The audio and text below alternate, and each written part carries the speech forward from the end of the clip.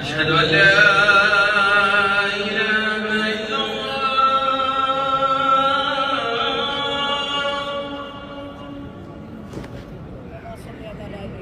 أشهد أن لا إله إلا الله.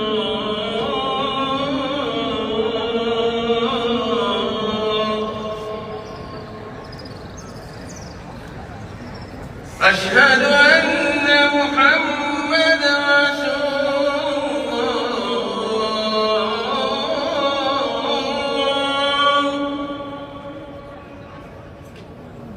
ملګرو په سکرین به تاسو ته ښکاري سندل خټک دا یعنی هغې هم عمره وکړه دې نه علاوه که موږ وګورو ګل چاهت هم هغه عمره ادا کړې ده د هغې نه پس د ګل چاهت سره چې کوم حرکات شوي وو نو د ګل چاهت کومه وینا چې نوې راغلې د هغه وایي چې د کوم سعودي عرب کې د پاکستان کومه سفارتخانه چې د هغې سره ما رابطه کړې ده نو هغه به اوس خپل ایکشن اخلي او باقاعده خو چې څه کېږي نو هغه به هم موږ ستاسو وړاندې ږدو چې آیا د پاکستان کومه سفارتخانه چې د په سعودي عرب کې چې هغه پې څه قسمه ایکشن هغه اخلي یعنی که موږ وګورو ګل چاهت چې کوم ویډیو پیغام راغلی او په کم کې چې هغه د ژړا نه ډک ویډیو هغې به کولې نو هغه هم تاسو ټولې به کتلې وي ځکه چې یو ټرانسجنډر چې هغه په پاکستان کې ورته خلک په کم نظر ګوري د دې ځای نه بیا لاړه شي په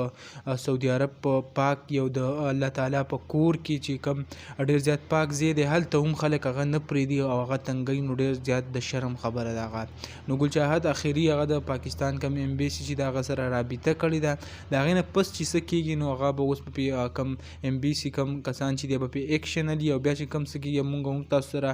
شریک کوو ګل چاهت دا ویل دي چې زه کله پاکستان ته لاړه شم نو کوم ویډیو څه چې شوي دي ټول به زه هغه ښکاره کوم نو دغه کم سندل خټک او ګل چاهت عمره چې کوم دی هغه ادا کړه او اوس چې واپس یا ملک ته یا بل چېرته ځي نو به موږ تاسو سره شریک کوو نو دغه ویډیو هغه هم تاسو سره شریک کړه امید لرم ویډیو به هم خوښه شوي که ویډیو هم خوښه شوي ویډیو لایک کړئ او که زموږ په چینل نوي یې چینل سبسکرایب کړئ د داسې نورو ویډیوګانو لپاره